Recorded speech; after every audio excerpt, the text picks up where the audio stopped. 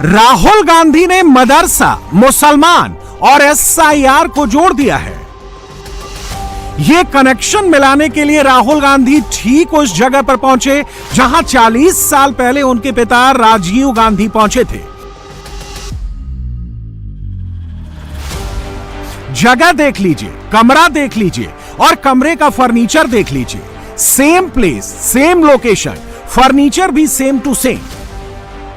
1985 में तब के प्रधानमंत्री राजीव गांधी मुंगेर के खानकाह रहमानी मदरसा आए थे।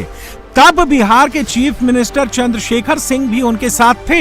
राजीव गांधी तब यहां खानकाह रहमानी के मौलाना मिन्नतुल्लाह रहमानी से मिले थे।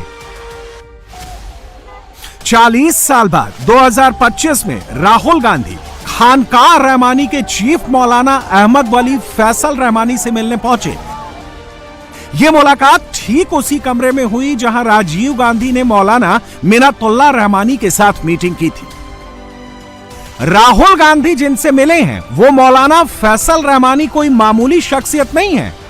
वो इमारते शरिया के चीफ हैं, all India Muslim personal law board के सेक्रेटरी हैं और इन दिनों बिहार, झारखंड और बंगाल में मुसलमानों के सबसे बड़े नेता हैं। मौलाना फैसल रहमानी मुसलमानों को शरीयत की राह पर चलाने के हिमायती हैं और सियासी पार्टियों को मुसलमानों की राह पर लाने की कोशिश में लगे रहते हैं। ऐसा नहीं है कि राहुल गांधी यहां अचानक पहुंच गए। आरजेडी के नेता तेजस्वी यादव खुद से राहुल गांधी की जीप को ड्राइव करके यहां लाए। राहुल गांधी ने खुद भी इस मीटिंग के लिए पूरी तैयारी की। मौलाना अहमद वली फैसल रहमानी ने 1 अगस्त को दिल्ली जाकर राहुल गांधी से मुलाकात की थी और अब राहुल गांधी ने मुंगेर के खानकाह रहमानी मदरसा आकर इमारते शरिया के अमीरे शरिया मौलाना अहमद वली फैसल रहमानी से मुलाकात की। रहमानी ने खानकाह रहमानी मदरसे में राहुल गांधी के लिए ग्रीन कारपेट बिछाकर उनका स्वागत किया। हम सब लोगों ने उनसे मुलाकात की और मुल्क के मुख्तलिफ हालात के बारे में गुफ्तगू की। यदि मुद्दों की बात करें तो कौन कौन से मुद्दे थे जिस पर बात हुई? सबसे पहले तो कॉन्स्टिट्यूशन ऑफ इंडिया पे बात हुई। तो अच्छी बात यह है कि हम सब लोग एक पेज पर हैं कॉन्स्टिट्यूशनल अंडरस्टैंडिंग में और उससे हम सब लोगों को फ़ायदा होगा।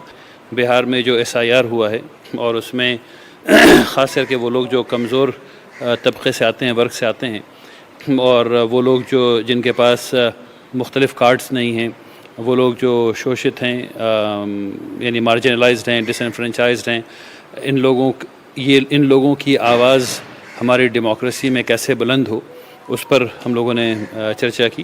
इलेक्शन में भी साथ देंगे राहुल गांधी, तेजस्वी यादव? ये हम लोग नहीं करते हैं। किसी पॉलिटिकल पार्टी से बंद करके इस तरह से हम लोग नहीं काम कर सकते। इमारते शरिया के चीफ मौलाना फैसल रहमानी कभी बिहार के मुख्यमंत्री नीतीश कुमार के करीब हुआ करते थे, लेकिन जब से नीतीश की पार्टी ने वक्फ बिल पर मोदी का साथ दिया, इमारते शरिया के रहमानी ने नीतीश कुमार से तौबा कर ली। खानकाह रहमानी वाले मौलाना का आइडिया अब राहुल गांधी से मैच होता है। मौलाना को मोदी नीतीश से टक्कर लेने के लिए कोई सहारा चाहिए, इसीलिए रहमानी ने राहुल तेजस्वी के लिए ग्रीन कारपेट बिछाया।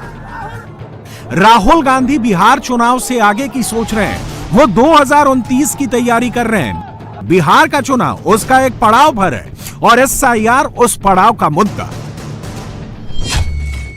कांग्रेस कहती है कि बिहार में एसआईआर के बहाने मुसलमानों के वोट काटे गए। चुनाव आयोग ने इससे इनकार किया है। कांग्रेस के पास एसआईआर में काटे गए मुस्लिम वोटर्स की लिस्ट नहीं है। चुनाव आयोग का कहना है कि धर्म के आधार पर वोटर का क्लासिफिकेशन कभी नहीं किया गया।